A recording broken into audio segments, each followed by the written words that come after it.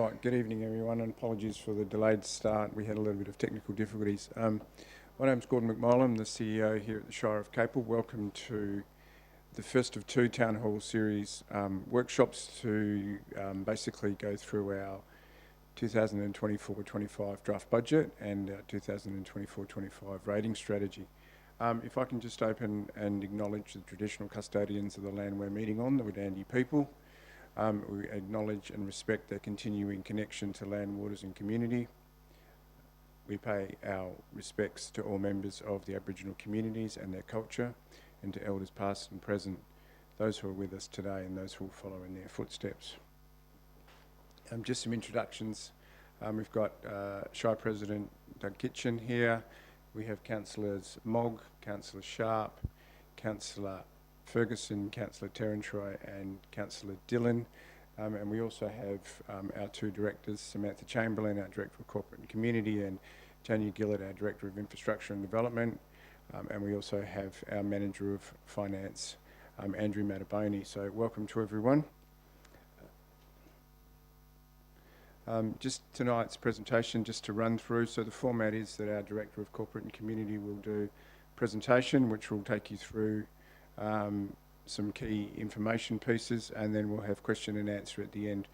For our community members here, if you're asking questions during Q&A, if we can just ask you, we'll have to get you to use the microphone so that it can be heard on the live stream.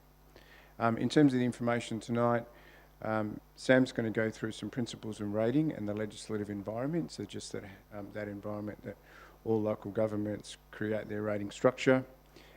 Some scene setting in terms of what has been the major influences in terms of developing this year's draft annual budget and our rate strategy, particularly focused on future projects, so major infrastructure projects for the Shire over the next 10 years. The organisational status in terms of resources and in terms of some key systems that the Shire will need to be able to provide services and to the community effectively into the future. Talk about the revaluation, because that's had a significant impact on the development of this year's budget and this year's rates. And then focus on the Shire's financial sustainability going forward. We'll then go through the rates for 24-25, the draft budget, where to from here in terms of public submissions and consultation period, and then we'll have Q&A at the end. So thank you for that. I'll hand over to Sam.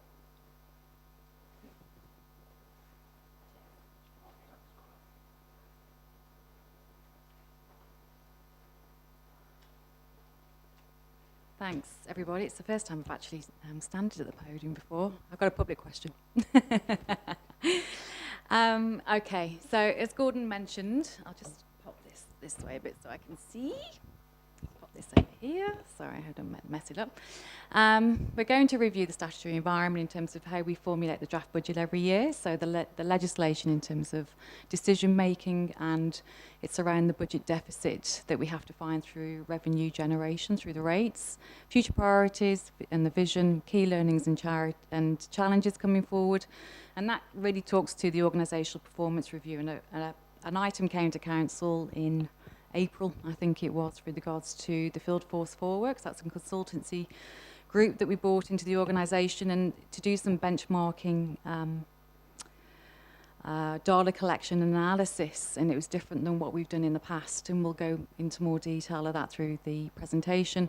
The proposed rate strategy, including the Delhi specified area rate, key assumptions, so basically looking at what that sort of generates in terms of income and expenditure in the capital works programme, and then what key outcomes are from in terms of how much we've raised, what we can do that in the next financial year, and where to from here. Alrighty, so this is our statutory environment. Basically, the most important thing here is that under the section 5.32 rates and service charges, when adopting the annual budget, the local government is to make up the budget deficiency, and then is to impose a general rate on rateable land within its district. And that's probably been the key thing that we focus on probably after we do the mid-year budget review, and we sort of look in terms of the financial performance of the organisation and how we're tracking and what that means into the next financial year. And a key component of that is looking at your capital programme and how that's tracking and what we'll be bringing forward and what new initiatives, programmes and projects that we have to obviously plan for the next financial year. But then there's also subsequent financial years because, as you know, we operate a long-term financial plan. That's over 10 years, and obviously you raise revenue to ensure that your following year's expenses are covered, but then there's due consideration in terms of what's coming up in your future financial years too, and whether we have to increase reserve movements to fund some of those outer years' capital priorities.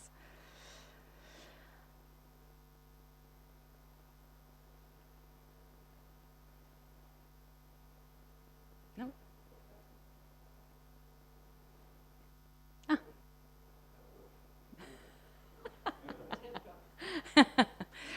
Sorry, people watching at home, we'll be back in just a second, just bear with me.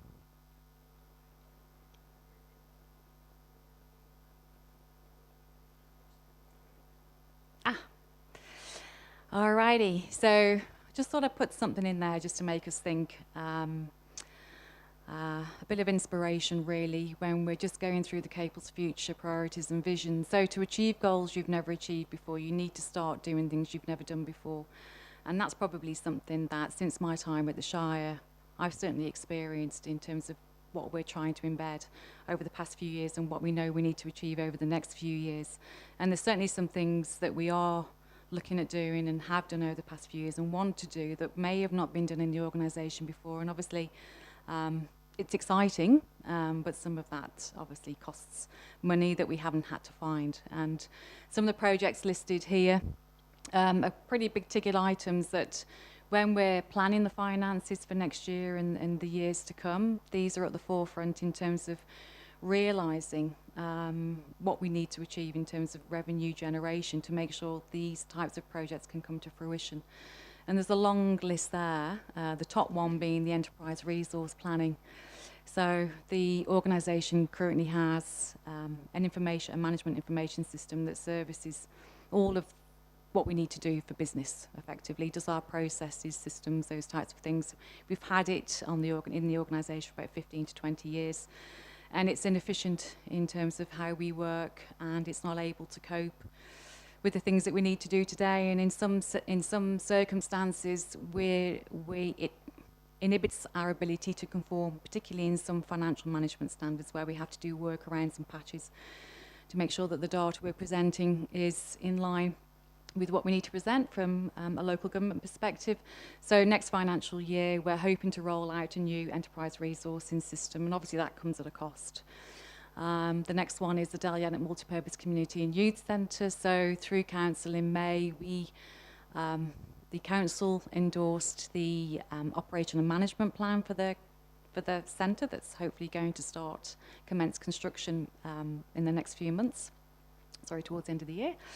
And obviously there's some costs associated with that. The workforce plan, that came to council in April too, and as I mentioned to you before, the organisational performance review that we commenced late last year and continued through to March this year identified that the organisation was under-resourced by about 40 staff, and that's largely due to there was we didn't recruit any staff from about 2013 onwards, and because of that the organisation has grown, the Shire has grown, the requirements on services and things to happen obviously increases as your population grows, and the staff in terms of having to manage that and roll those services out is obviously found it very difficult because they're wearing so many hats to get the jobs done. And so the workforce plan that came to council off the back of the work Field Force Forward identified we needed to recruit at about 40 staff across the organisation, and council supported that, which obviously then carries significant costs with that over the next 4 years. The business performance planning is what I spoke to you about with the Field Force Forward stuff, that we are looking at doing a phase 2 next financial year. I'll go into that in more detail. The development of the place plan town site strategies. So we adopted our place plan a few months ago, and at the bottom of that needs to fall the town site strategies, where we get to re-engage with the communities, the individual communities, and really get to know what they would like to see within their areas. The CHIRMAP activities, so Coastal Hazard Risk Management Adaptation Plan activities and mitigation projects, again, was endorsed through Council a few months ago. And we do have a committee that observes the activations and the projects that needs to sort of fall out of the CHIRMAP. And we're just in the process of devising an evaluation post the adoption, probably to get some determination in terms from a government's perspective on where we sit with that, what are our priorities from the adoption of the CHIRMAP report, and then looking at how we're going to resource that. Local planning strategy, as you know, we endorsed a town planning scheme recently, so there's work to be done that come out of that. The agribusiness precinct, the relocation of the Boyne sale yards, so that's a pretty big project the CEO is currently working on. And I know information come to that at council recently. Application investigation of Band 2. So by 2030, our resident base is going to increase, whereby we will need to look at our banding as an organisation. So your population and your budget is based on bands, and we're currently a Band 3 council. And as our population grows, we will then move into a Band 2, and you need to make, obviously, representation as to why that's necessary, but there's costs associated to that. The Land, Housing and Business Case project, that's currently work in progress, and although there's grant funding attached to that, that's also a consideration going forward. The 10-year sports spaces strategy, so that's due to come to council in July. So a few years ago, the officers tried to present a sports spaces strategy to council, albeit those wasn't support at the time because it was felt more investigation was required to be done. And that's really looking at what development needs to happen on our current sporting facilities to cope with population growth, to cope with the maintenance of the current sporting provisions, and then also to look in new areas where new civic centres need to be built, or new sporting precincts. So that's coming to council in July. Developer contribution planning, if you've read the agenda, so the development contribution plan was released on Friday, and that really talks to and sort of links in with the sports spaces strategy in terms of what sports planning needs to happen in the Dalyellop area. And I think it talks about the Dalyellop Surf Life Saving Club. It mentions the Dalyellop Multipurpose Community and Youth Centre, the Dalyellop Sports Spaces Precinct, and other community areas that we collect Dalyellop developer contributions for. And they come into the organisation, and they're ring-fenced to offset when we actually bring some of this infrastructure online, but the proportion of the funding that makes those projects happen has to come through municipal grant funding or through borrowings, and they're obviously things that we need to start considering very soon. Redevelopment of the depot, waste transfer stations. So we've got our own infrastructure that we have to maintain, so our depot and waste transfer stations are in need of a bit of a revamp, to making sure that they obviously conform to legislation, particularly around the waste transfer station where you've got licensing requirements and you've got load requirements, so we need to make sure obviously that we're not exceeding those. And our Capel and Boyne cemetery sites definitely do need a bit of care and attention, that we'd like to work with the Capel Cemeteries Committee on that. They're very passionate volunteers, and they've been into the organisation, and we are committed to doing some master planning around those two sites going forward. And then every year, as Dalyellop and other areas increase in size, we inherit infrastructure on average around 1 million a year. Then obviously that comes our responsibility to fund and maintain what happens on with that going forward, and included in our asset management plan. So there's lots of things, as you can see, that's happening, all exciting, but all of them carry some fairly large tags on them in terms of what funding's going to be needed going forward. This is just a quick overview. I did mention in the previous slide about the work that Field Force Four did. And this is really going back to that workforce planning when I mentioned there were about 40 FTE short in terms of where we need to function now. That's not including growth that's required over the next 4 years, which is the life of the workforce plan. The other things that came out of that, which really talked to some of those projects I spoke about earlier, was the process gaps and the system gaps, which relate to the need to having a new information management system on the site. And this is the data that sort of came out of them. So with the process gaps, it was basically lack of visibility of workloads not backed by data, and an absence of unified prioritisation systems for task management. So that's really about those sophisticated systems that sits in the background that really manages how effectively you're working, how quickly you're dealing with customer requests that are coming through, those types of things, where we can do it to a certain degree now, but extracting that information from the system is extremely hard. And it's just time to be able to do that. And system gaps. So the current system is outdated and lacking process flow. And through the ERP project, what that's enabled us to do is to look at all the systems across the organisation. And I think there was 900 systems that we looked at across all the teams, and we looked at simplifying them, making them more effective, that when we onboard a new system or a new platform, that the systems we take over are streamlined as to what we need to do, that they're not burdensome in terms of taking up more time, officers' time, than what's required. The other one was data gaps. So this is phase 2 of the project. So that's looking at all the gaps in our data, and that's about data capture inconsistencies and over-reliance on isolated spreadsheets. And you normally find that when you've got a system that's underperforming, you do workarounds and you create spreadsheets. So you're working through 3 and 4 systems at a time and not able to work in the system that you should be, that drives your workflow.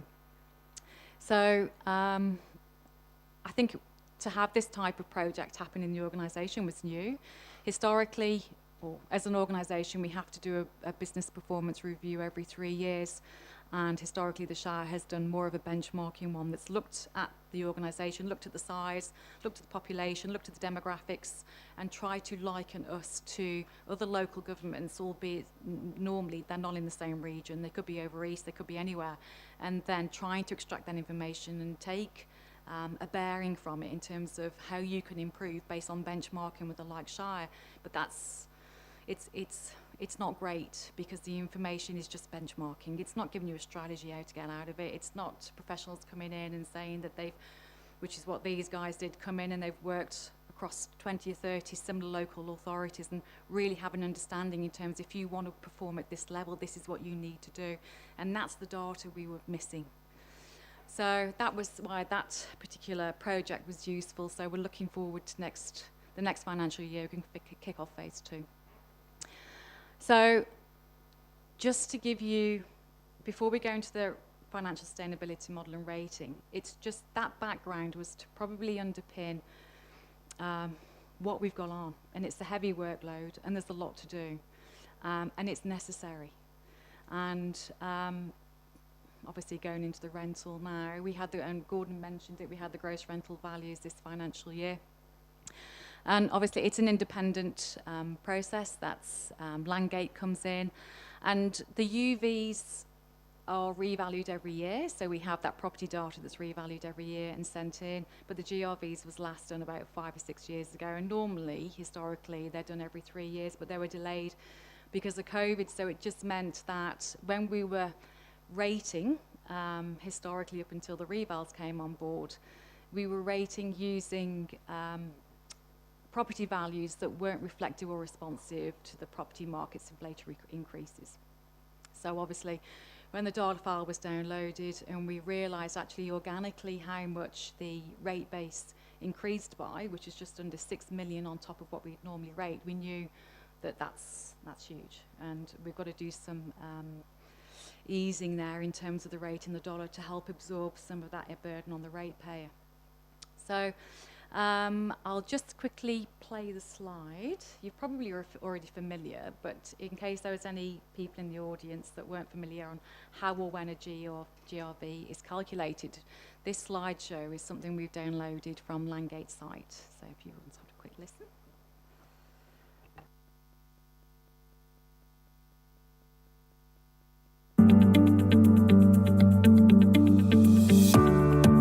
Market rental information is collated at the date of valuation and analysed to determine GRV levels. Details of your property are then used to refine the gross rental value, such as the property's location, the age of the dwelling, its size and construction material, the number and type of car shelters, and whether it has a pool. This means larger, more modern properties in the same local council are likely to have a higher gross rental value than smaller, older properties. The gross rental values are fixed for the specified 3 to 6 year period until it is recalculated reflecting the next date of valuation.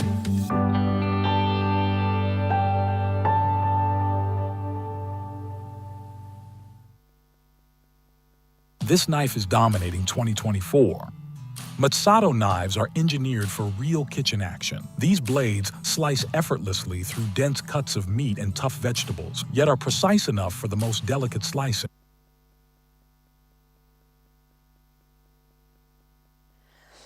All righty.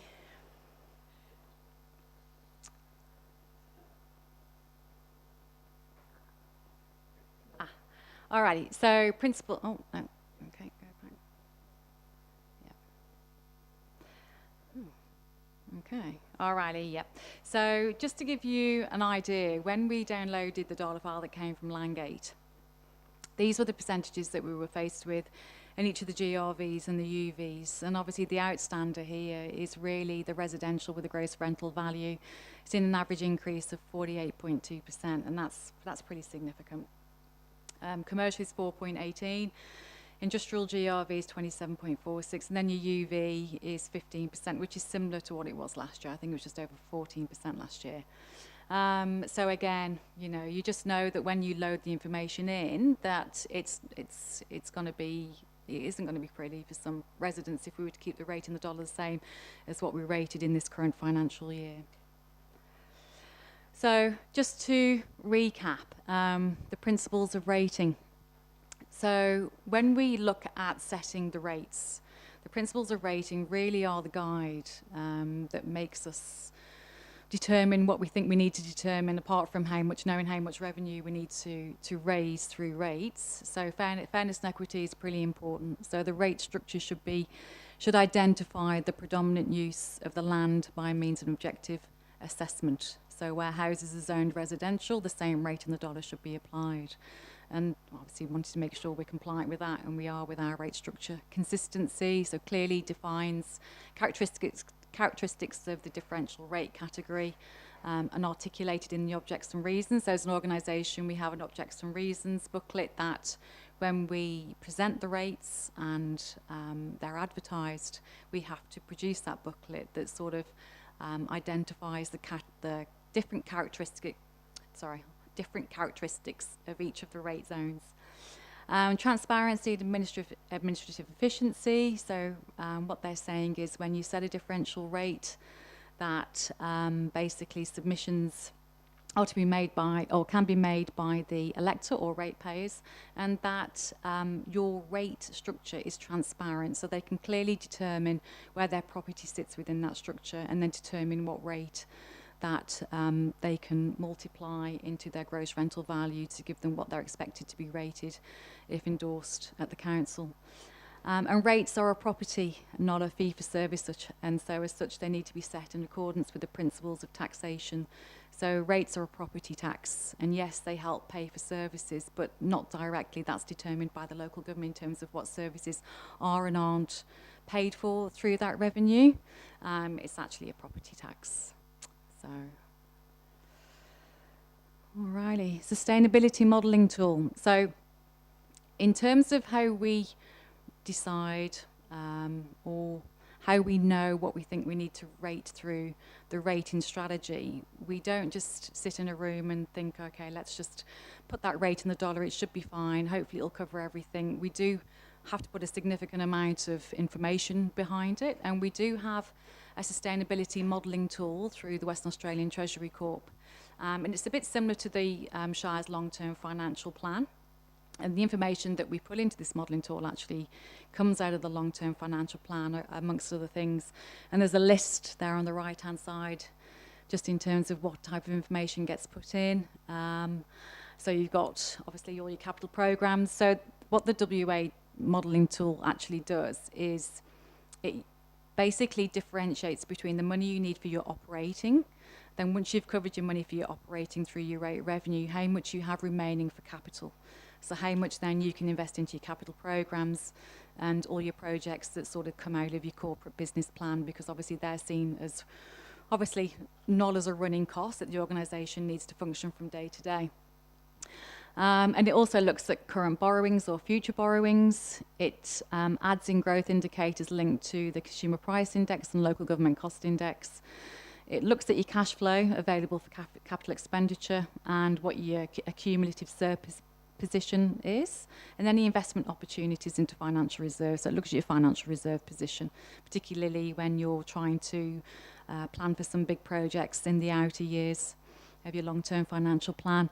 And to do that, like I said, it looks at information coming from your long-term financial plan and your current rating strategy, the current rates in the dollar, the current valuations are loaded into the system. So the valuations that we received this year was loaded into the system.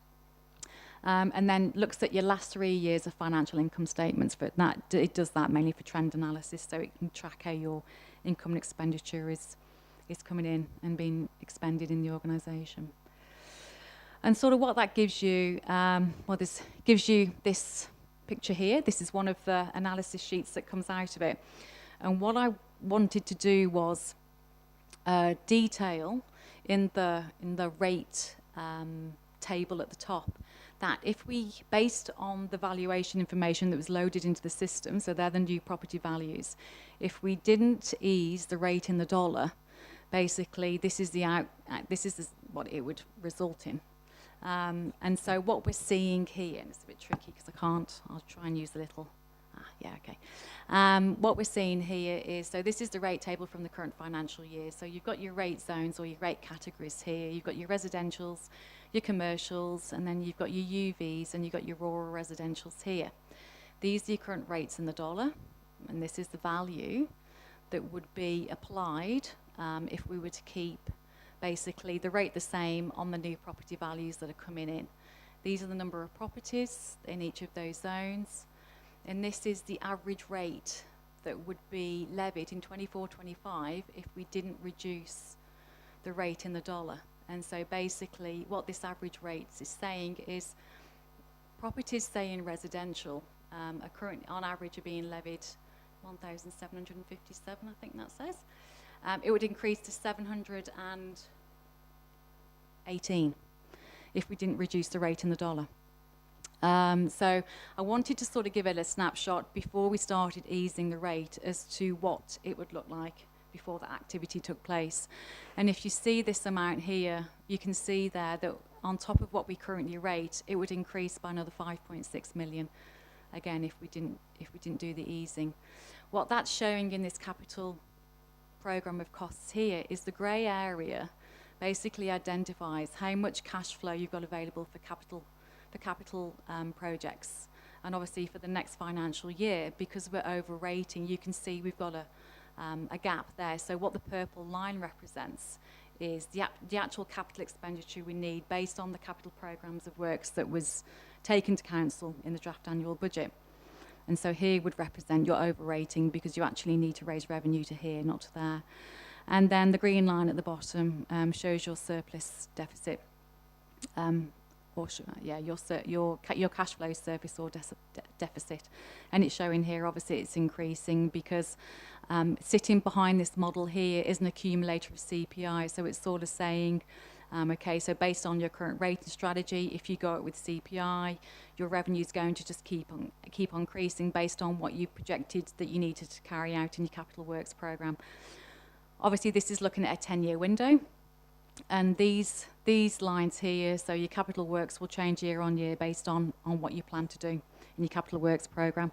That this particular spike here is Malakoff Bridge. So in the long-term financial plan in that particular year, I think we put some money aside for land acquisition to make that bridge a dual-lane bridge. Albeit there is some grant funding that we're anticipating if that project goes ahead, but that's why it peaks in that particular year, then drops down sort of from then on. But this line changes as we update the long-term financial plan and as we adopt the asset management strategy.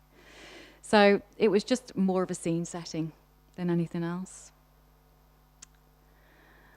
This one is the one that's been advertised for public submission and consultation. So again, it's the same picture. So we've got our residentials, we've got the commercials, the UV and the rural residential.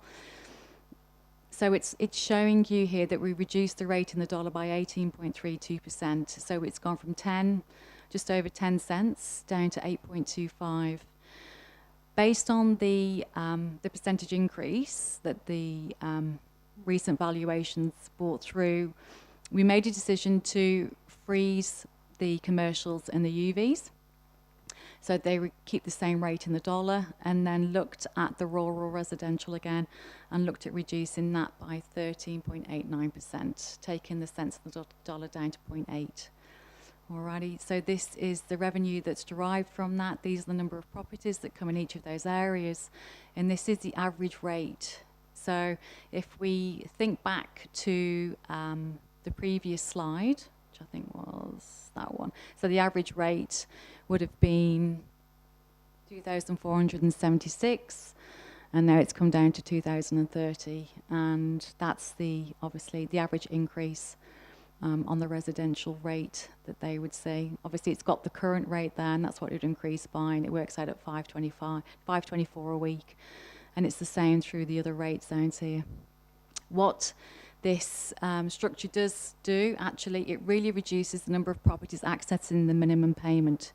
So last year, I think we had 2,066 properties that paid the minimum payment, which this year, which was 1,430, or is 1430. So through the calculations, we were able to increase that to 1,470. And even by increasing it to 1,470, it still came down to only 818 of properties accessing the minimum payment, which means the majority of your rate base is accessing the GRV, which is really what you want. That's where the fairness and equity comes in, which goes back to the principles of rating.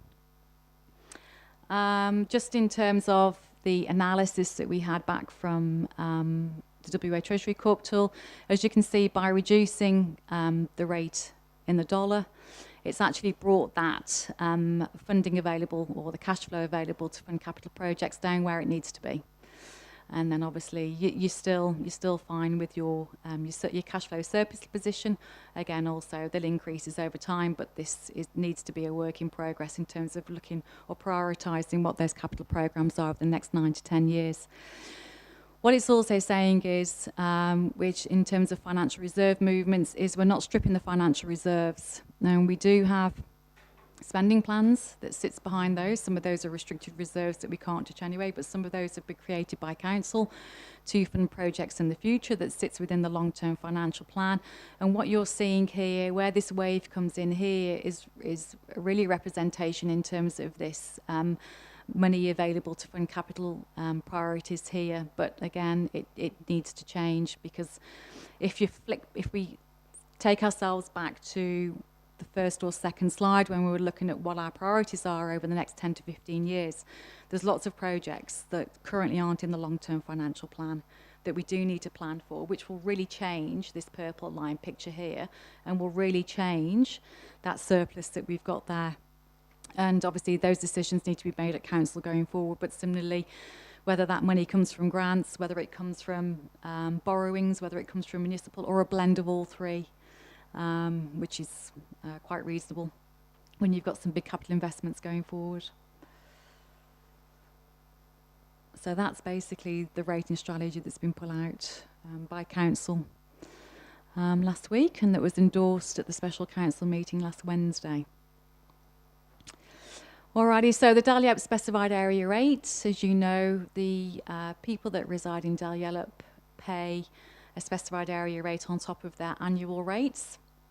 And historically, I think it was from 2017 up until 2021, the specified area rate actually didn't collect what it should have done. So back to 2002, 2003, when Dalyellup started to come online, the specified area rate was adopted by council. It was adopted on the proviso that a specified area rate was introduced to collect 50% of the costs associated to managing the parks, gardens, reserves, toilets, structures, barbecue, all those types of things on Dalyellup. And it was good. It was wiping its nose for the first few years until about 2017, And then it started to accrue a bit of a deficit, and we were drawing money down through the financial reserves. And then when we looked at it, redid some calculations in terms of what was required, and then we put the specified area rate up about 2 or 3 years ago. And obviously we monitor the performance of that. And monitoring to date is basically saying the cents in the dollar that we currently charge for that service is still performing well, so we don't intend on increasing the specified area rate in the next financial year. Alrighty, I think you've heard enough from me and my gabbling on about rates. I know you all love it, really. It's very exciting stuff. I'm going to hand over to Andrew, because this is where Andrew can do his magic. So just on this slide here, just in rate revenue alone, the council will be hoping to raise just over 17.7 million. Obviously that gets included in the revenue coffers, and that then gets dispersed out in terms of what our expenses are, and that's Andrew's job this evening to talk to you about. Come up, Andrew. About what that looks like. Thank you. Okay, thank you. So we've just got a few slides on the areas where our revenue has been comes from, and also the matching expenditure. So you can see from this, the main area is the rates and also the specified area or rate.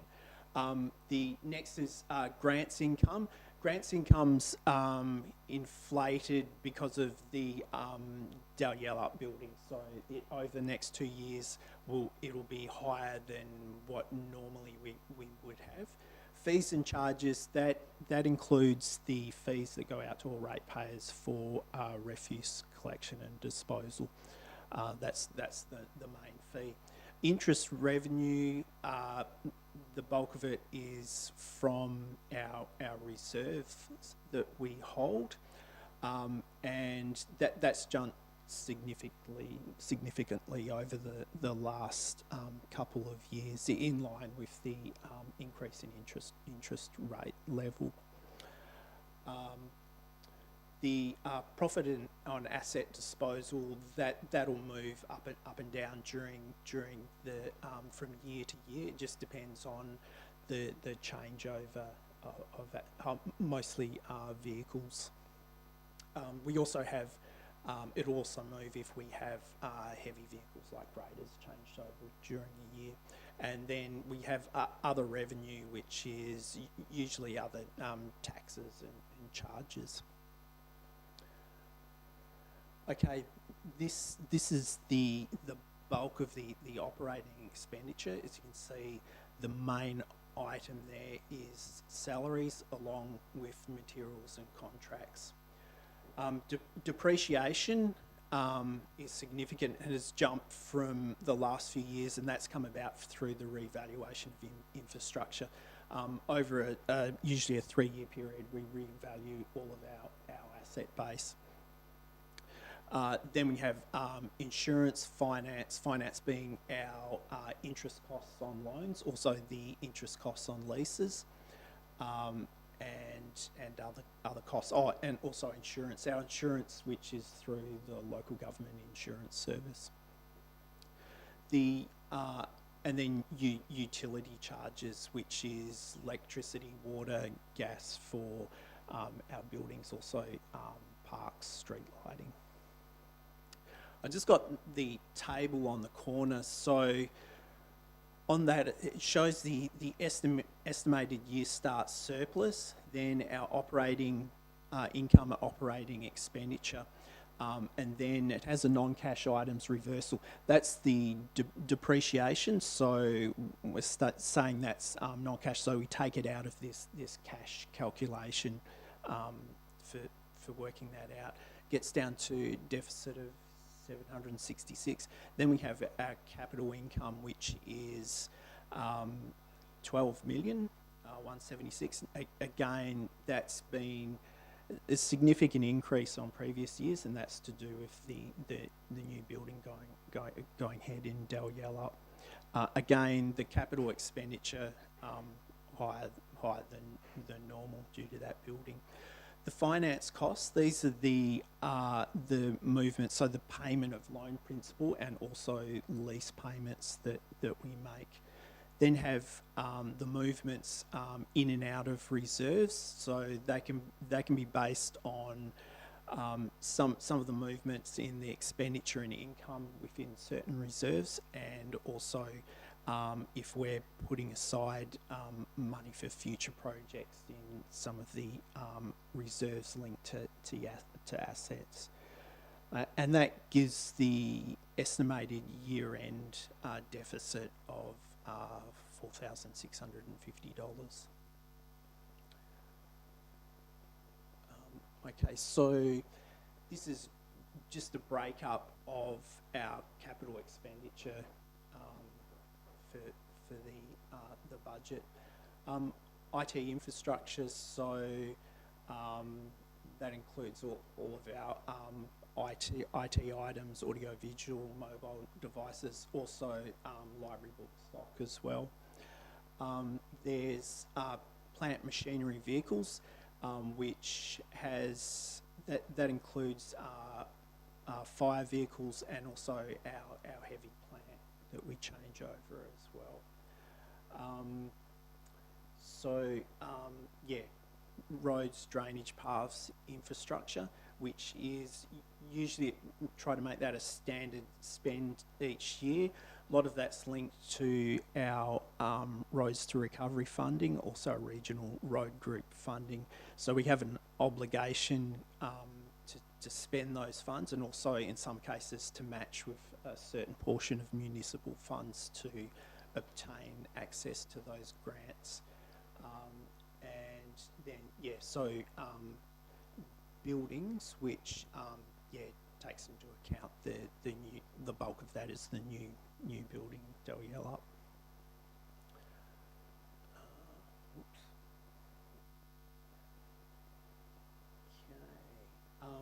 So yeah, projected minor deficit of 4650 at this stage.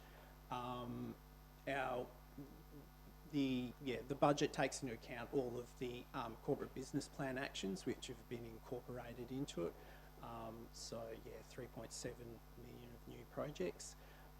There's the support for the community budget commitments of 96,000, and the $18.3 million capital spend, and yeah, the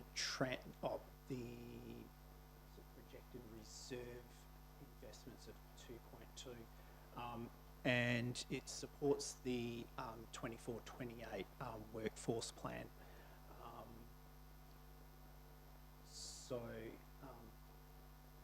And it eases the imposition of rates to ratepayers through adjusting and maintaining rates in the dollar, partially absorbed by increase in rates due to rising property valuations.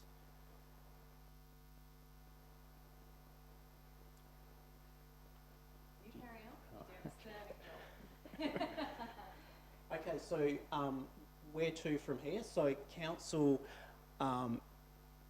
endorsed the draft annual budget and rating strategy at special council meeting. So this is so part of the process then is to have the 21-day public submission where we advertise the rates, which runs through to the 10th of July. Community submissions are presented to council through the final annual budget adoption process, and the final budget and rating strategy to be considered by council on the council meeting 31st of July 2024.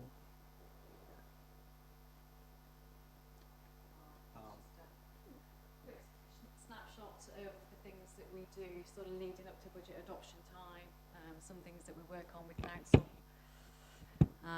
And that's just obviously something, this is the slide we present to council through the different workshops and things like that. Thank you, Andrew. And I think that's it. Questions? Would anybody like to ask any questions? Yeah.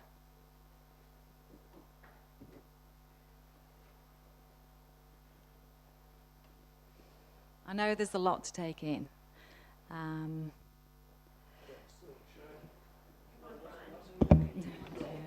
I'll ask a few. Do you want me to hold it? I just put my glasses on, new ones actually. Ah. Might read them properly. No, I didn't have the opportunity to. I mean, I only sped read, listened to the audio today, so you'll have to bear with me. I had a few. The first one I had, just out of curiosity, I'm very interested in the Enterprise Resource Planning System, the ERP. Yep. But I did read in the budget, in the papers for the May meeting, that you're wanting to spend $1,750,000 on the ERP system in 24-25, but I couldn't find that anywhere in the draft budget. Is it in the draft budget? Yeah, it's in the draft budget. It's actually under operating in the draft budget, purely for the treatment of the type of software in the system it is. So it's not an intangible asset. It's a bit tricky in terms of treatment of that, and we did speak to the auditors, and we thought maybe we should put it on in the capital works listings detail, and they thought no, best to record it in operating, so it's actually sitting operating. So there's $1,750,000 in the operating budget for that particular project. Yeah. Okay. Just another one. I just noticed. And the CBP. It's also itemised in the CBP, which that hasn't. CBP. Oh, the corporate business. Yeah, Oh, the right. corporate business plan. Okay. So that's due. It's still being finalised. Yep. By officers and councillors at the minute, and it's looking to come to council in August. Okay. Just the second one. I noticed the state government allocated $165 million for outdoor adventure tourism to upgrade recreation facilities in the state.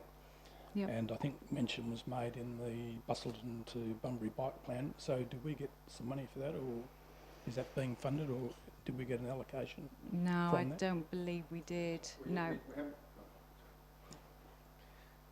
We haven't got an allocation. What we're doing, Brian, there is we're applying for Trails Master Planning funding through the department, and then hoping to get that funding to not only do some further work on the Bunbury, Capel, Bustleton path, but also to update the rest of our trails and walk networks. Right.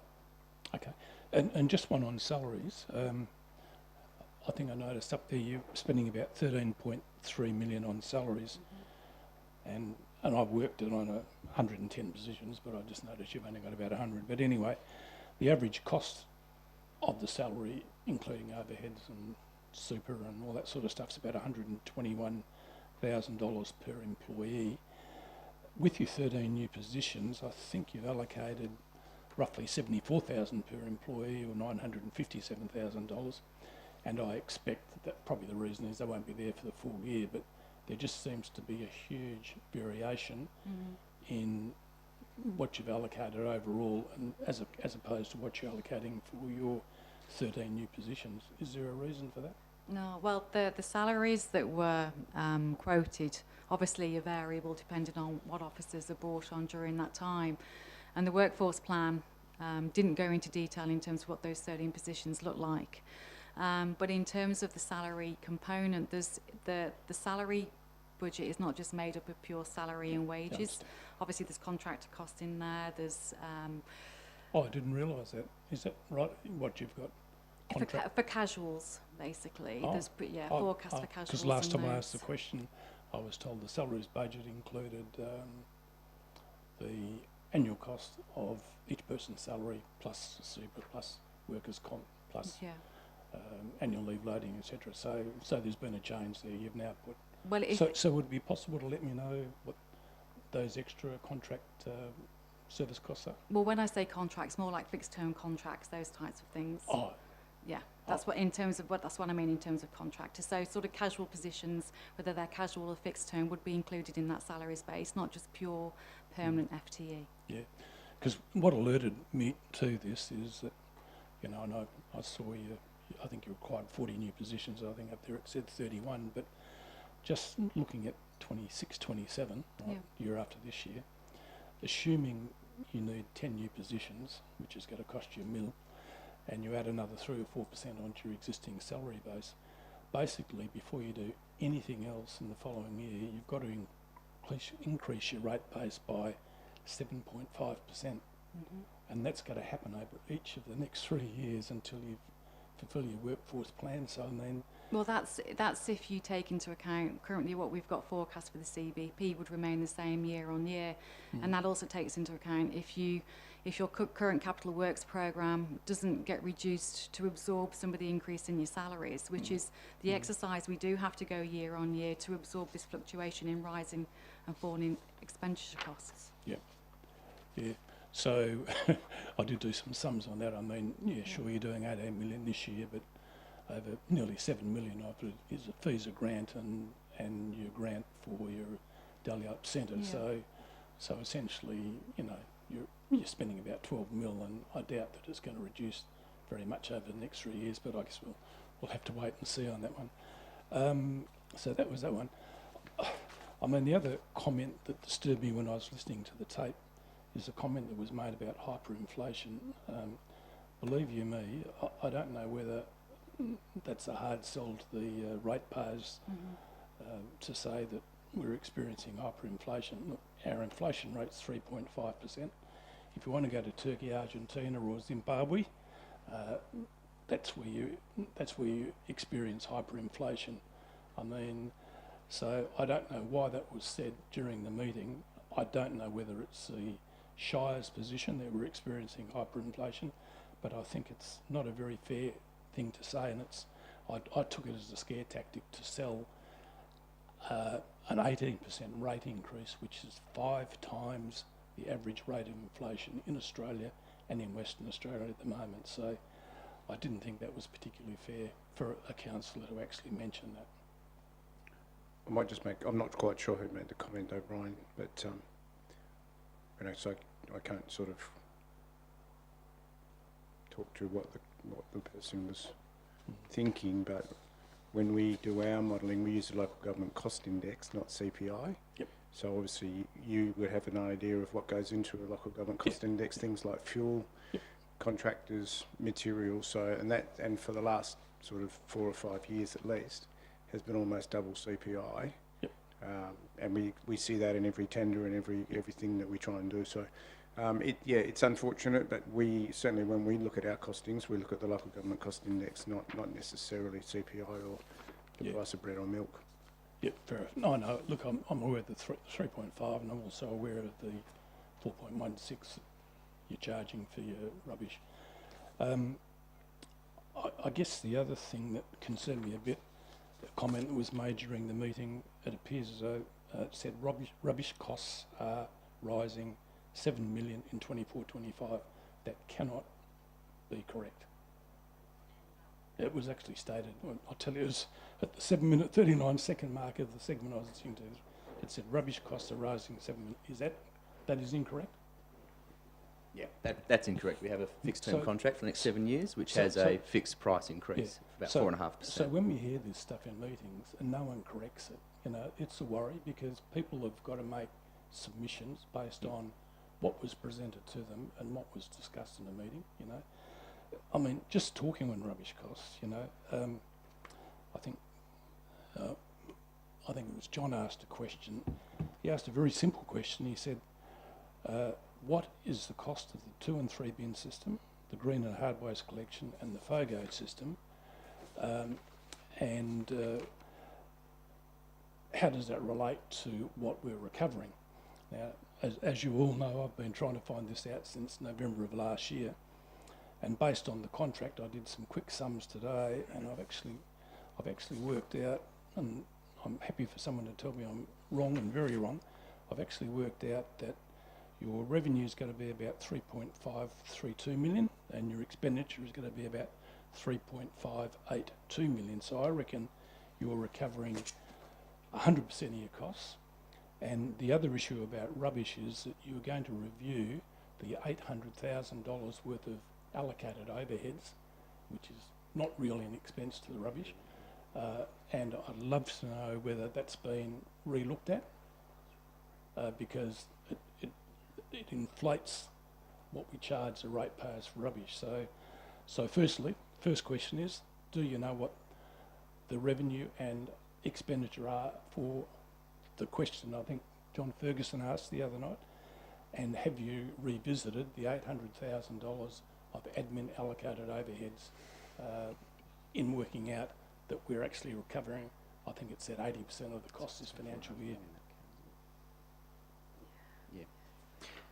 In terms of the exact numbers off the top of my head, I couldn't definitely 100% be confident in the answer, but it's about a $4.5 million account, and we do collect through direct service charges about 80% of that cost. So that takes in everything. So that's the actual service itself, the waste transfer site, and also, of course, the administration allocation that goes towards that. 20% of the remaining account then comes out of general revenue, which is by all ratepayers, essentially. In terms of the administration allocation, that was reviewed in the year, so I allowed the director and potentially the manager to comment on that one.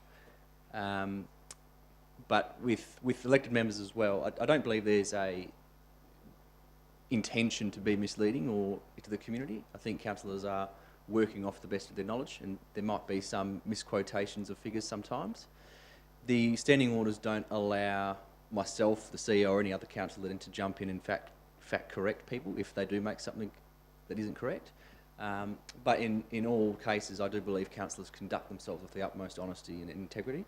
But at the end of the day, we are all human, and we may quote the wrong fact. But if you want to go down further on that one, I'm happy to have a conversation with you, and we can even have a discussion on what might have been said and who said it, and potentially come to an arrangement there. Yeah.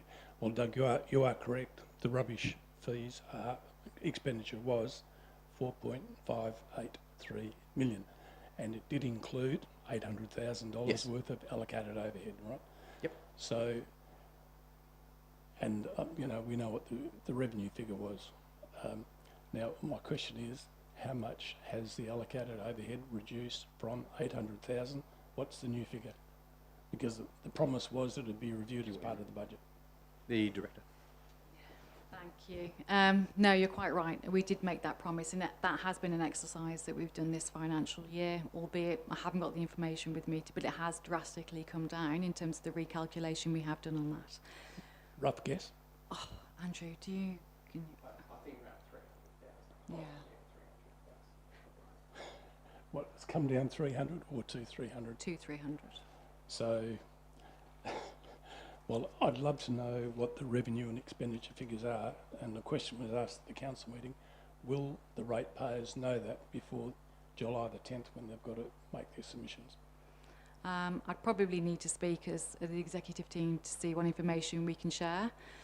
We are obviously doing the monitoring on that account, and when Councillor Ferguson asked the question, we gave an overview in terms of our understanding in terms of the drawdown from the reserve that we would need this financial year to balance off what we were not collecting in revenue. Yep.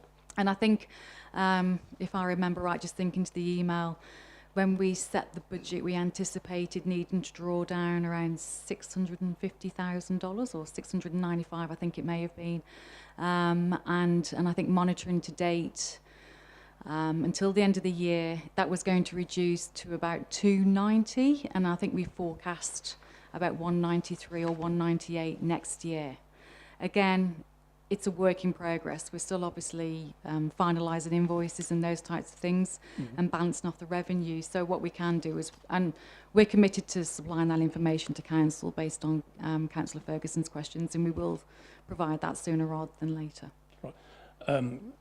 I guess the other part of the rubbish is that our rubbish reserve last year, during 23-24, has increased. So the question remains, if we're only recovering 80%, why did the rubbish reserve increase in 23-24? It increased by about $200,000. So on the surface, it would appear to me as though you haven't drawn down anything. So how could the reserve increase if you've been drawing down funds to pay the difference between revenue and expenditure? I'd need to have a look at a transaction listing report on that and come back to you, I've got Brian. I've got the figures here if you want them. Nope, that's fine. Yeah, if you email them to me, we can provide you some well, responses to those. They're actually in the budget papers. They're actually in the finance papers for the May meeting. So. Okay. Um, Yep, that's fine. We can recall those. Yep. Okay, that was that. And I think I had one other one. Oh, look, the other one, it relates to capital works. In the capital works budget, it shows carryover commitments of $832,000, and you have a very good funding schedule as to how you're going to fund your $18.6 million worth of work. But anyone who reads those papers and says, oh, we're only carrying over $830,000 is being misled, because in your May finance report for the June meeting, it says that the carryover is in the vicinity of 8.6 million. Now, it does. That's what I read it today. In fact, I'll give you the exact figure. I thought it was if you want around 6. So Yeah, I thought we published around 6.6. I'll tell you what it said. Yeah. Given the Shire's financial report to May 31st shows the capital works budget is underspent by 8.330 million. Oh, that's current forecast. And looking at the comments on page 23 of the budget, Yep. it shows 832. I just think that for people who don't understand the Shire's finances, that's very misleading. Because they would think, oh, well, you've done a fantastic job. We had a big budget last year and we spent it. Well, we haven't. We haven't even come close to spending it, you know. And that's the sort of stuff that doesn't bring the ratepayers along with what the Shire is actually doing. Yep. As I say, I understand, you know, you've put money under visa grants and Dalyella grants, and you've got roads region, black spot, and you've got roads for regions. Yep. But most of those projects are carryovers. And I guess what the ratepayers want to know is that if you're going to increase rates by 18%, 5 times the annual inflation rate, what guarantee is there that you're actually going to complete your capital works program? Because historically, over the last 3 or 4 years, it just hasn't happened. And so, you know, personally, from my point of view, and I'll be making a submission, but I reckon you should be cutting your capital works budget substantially, and I think you should be looking at about a 10% increase, and save the ratepayers, you know, the angst that we're all going through, you know. Thank you, Mr. Hearn. Brian, you can call me Brian. Yeah. Just keeping it formal. I know you, Doug. Yeah, I know. Well, Brian, look, as part of Council's deliberations of the draft budget, we did look at our capital works programs. We looked across all our expenditure areas in terms of trying to reduce some of those places to try and reduce the financial impost on ratepayers with the GRV re-evaluations. And it wasn't just the capital works program. We also looked across our corporate business plan and other expense areas. So our usual, last year our spend in the capital works program was a bit over 12 million. That's in the traditional areas, so roads, paths, drainage, footpaths. This year that's slated to go down to about 9.5. The program though is still $18 million because that's got the new build of the Dalyella Multipurpose Community Youth Centre, that's a multi-million-dollar facility. So that's why it makes the program as a whole look quite inflated. But as you know, that's funded majority from grants. But the capital works program as a whole is smaller than it usually is to make sure we can deliver those carryover projects. But also we also had a sensible conversation around in the environment we're operating in terms of the economic environment, the labour issues, and all these other things, and some of the other pressures the organisation's facing. What can we actually reasonably expect to deliver and promise to the community this is what we're going to deliver, and then actually do it? So that's where we've had that re-evaluation of our capital works program, and it's ended up as a reduced program. But also other expenditure areas. So the corporate business plan, that's usually hovered around the 4.5 million mark. As you've seen tonight, proposed 3.7. So that's had a few $100,000 removed from it or pushed out into later years. But we've also there's still more work to be done in that area because we're not actually endorsing that until August. I do know the executive and managers still looking at potential cost savings in that document. So we'll see what comes forward from that. But we also do have a long-term financial plan to come to us again in the future as well, where some of those larger major projects as well, we'll certainly be taking a microscope over all of that as well. Because you are right, we have carried over quite a few $1 million projects over the last few years for various reasons. So we want to make sure when we say to the community, this is what we're going to do, we actually have a program that we can be certain of ourselves that we can deliver. And previously we have always been certain, but then things have come along and made some of those programs harder to deliver, just with cost escalations, labour issues. I mean, we've had a road project in a rural area where the entire crew walked off because they all got jobs up north. That's something that we just can't control. Sure. But I'm very confident of the plan, that it is something now we can deliver and make that commitment to the community. But we have also changed the way our capital works program rolls forward as well. So traditionally we've done design and construction in the same year. We're now phasing it over 2 years, so design will be in 1 year, so that the next year comes around when we allocate the larger dollars to actually deliver it. It's all ready to go, and as soon as we can, we hit the button. So that should also provide more stability and certainty going forward for those projects. Well, that last bit was going to be my next question, so I'm very pleased you're doing that. I've got 2 more quick ones. One to Sam. I think when we had a discussion some time ago, I did suggest that you look at the vehicle budget for the passenger and 4-wheel drive, and look at perhaps increasing the turnover rate from 2 years to say 5 years, or 5 years and 100,000, whichever comes first. Did that get discussed? Or? Yes, yeah. So a policy came to council. That's been implemented. Yeah, hasn't it? it's been implemented. Yeah. Oh, well done, well done. Yep. And Yeah. 5 years. 100,000 5 years. Yeah, and we're actually, one of the projects in the CBP is to do a fleet vehicle review on that as well, just making sure that obviously the way we're turning those vehicles over is a contemporary approach, and we're sort of not using our sort of outdated Our larger processes. vehicles are also getting pushed out as well in terms of their hours of use as well. That is music to my ears. And look, I just want to make one other comment, and again, it was a result of a comment that a councillor made during the meeting. We can kid ourselves as long as we like that the increase in the GRVs is a result of the rate that we're charging the ratepayers. Believe you me, the rate that we are charging the ratepayers is because of what we have decided to spend in our operating and capital works costs. It's got nothing to do with the revaluation, believe you me. So the sooner people understand that, the better. If you want to reduce your expenditure, the rate in the dollar will drop. So don't try and sort of fool the community by saying that GRVs went through the roof. So we've been great and we've lowered the rate in the dollar. I mean, that's nonsense. The rate in the dollar is to cover the deficit between your revenue and your expenditure based on what you've been discussing over 5 months to spend in the budget. So that was my last comment, and thanks for letting me ask them. No worries, thank you. Any other questions? One more. Yep. I did notice in your rate statement Yep. that the number of properties that you are rating has decreased over last year. It's decreased by, I think, 35. I think it decreased from 8,131 to 8,099. When you say rate statement, which statement was that? The table, the rate table, where you list how many residential properties. Oh, you've was this got. in the presentation? Yeah.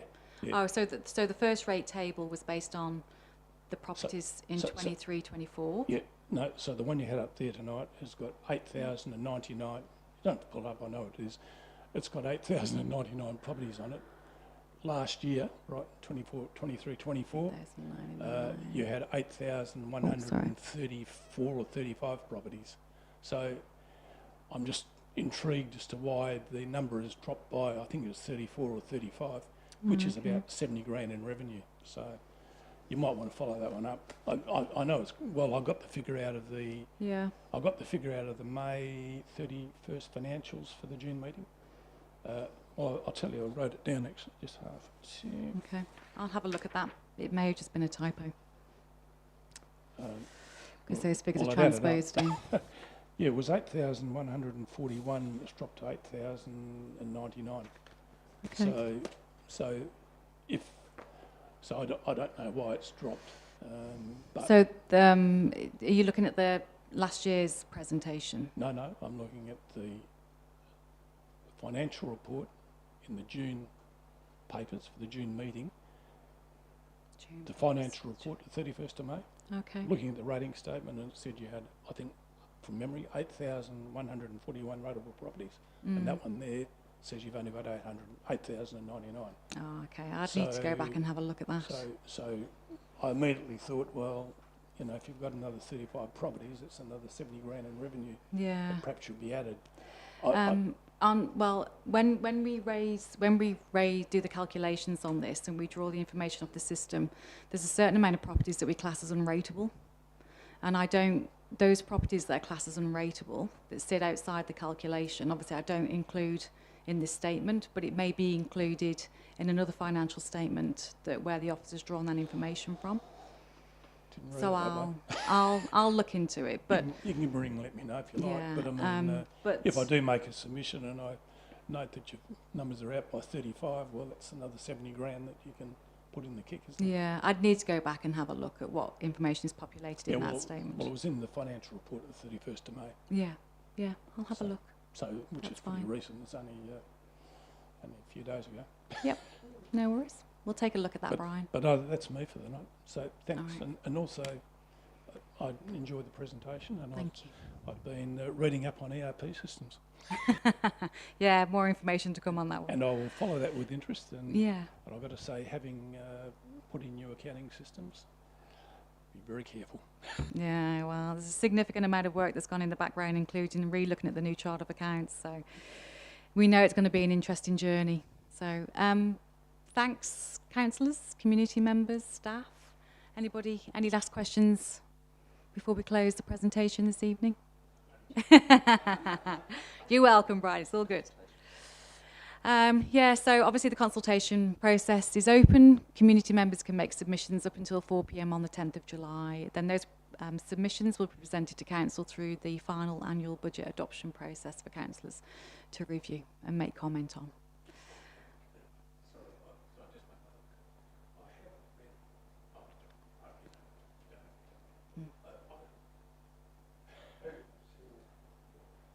I have read the Facebook post about the present, you know, the fact that you can make a submission on the rates. Yep. But the average Joe Blow out there would have no idea, unless they were directed to it, that the details that they're making submissions on are actually in the draft budget. Mm-hmm. There's no mention of that in the email post. Okay.